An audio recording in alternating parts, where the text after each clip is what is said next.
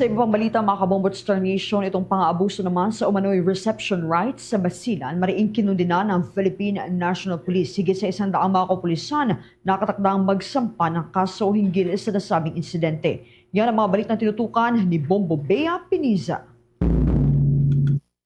Mariing na kinokondena ng Philippine National Police ang mga naging pang-aabuso umano sa isang reception rights para sa mga bagong miyembro ng pambansang pulisya sa Basilan. Sa isang pulong balitaan, inihayag ni Philippine National Police spokesperson at Public Information Office Chief Police Brigadier General Randolph Tuanyo na mahigpit na ipinagbabawal ng kanilang organisasyon ang kahit anumang uri ng hazing sa lahat ng training, orientation at maging sa welcome rights sa mga bagong rekruto miyembro ng pulisya. Anya, dapat na nakatuon lamang sa profesionalismo, disiplina at paggalang sa dignidad ng bawat miyembro ng pulisya ang mga tauhan ng Philippine National Police. Pinairal lamang din anya ng kanilang organisasyon ng zero tolerance sa mga ganitong klase ng hazing act at tiniyak na pananagutin sa mga umiiral na batas, kriminal man o administratibo ang mga pulis na lalabag sa patakaran na ito.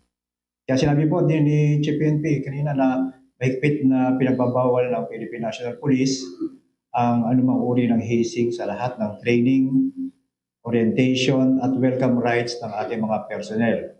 Dapat nakadoon lang daw po tayo sa profesionalismo, disiplina at paggalang sa dignidad ng bawat miyembro ng Philippine National Police. Zero tolerance din po ang Philippine National Police kaugnay po ng mga hazing sa training at sa mga welcome rights. At sinasabi po ng ating GPNP na mananagot, kriminal at administratibo ang lahat ng mga mapapatunayan.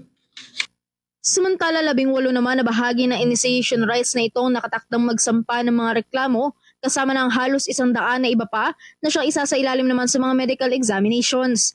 Sa ngayon, 30 na ang sumailalim sa mga examination at kung karamihan sa mga ito ay mayroong mga pasa at iba pang sugat sa katawan gawa ng naging pang-aabuso, maaari niya itong magamit para palakasin pa ang mga kaso na nakatakdang isampa sa mga pulis sa sangkot sa insidente. Ito po daw ay initiation rights o bilang welcome rights sa nasabing mga grupo.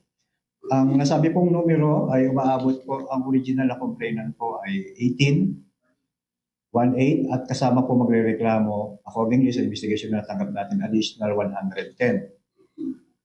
May mga 30 na po tayo mahigit na napamedical at base po doon titingnan po nila kung sino po yung may mga halimbawa may mga pasa o mga hematoma na kung saan maaari makadagdag ebidensya upang palakasin yung pong sinasabi po natin na anti-hazing po na ginamit sa kanila.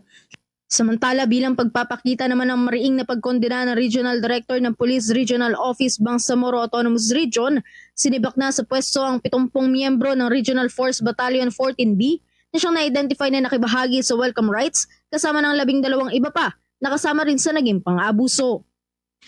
Sa ngayon po, ang ginawa po ng Regional Director ng PROBAC, tinanggal niya po yung mga miyembro ng Regional Mobile Force Battalion na kung saan ang involved po dito ay 12 police non-commissioned officers. Ito po yung mga identified na nakilahok mismo sa nasabing pananakit o hazing.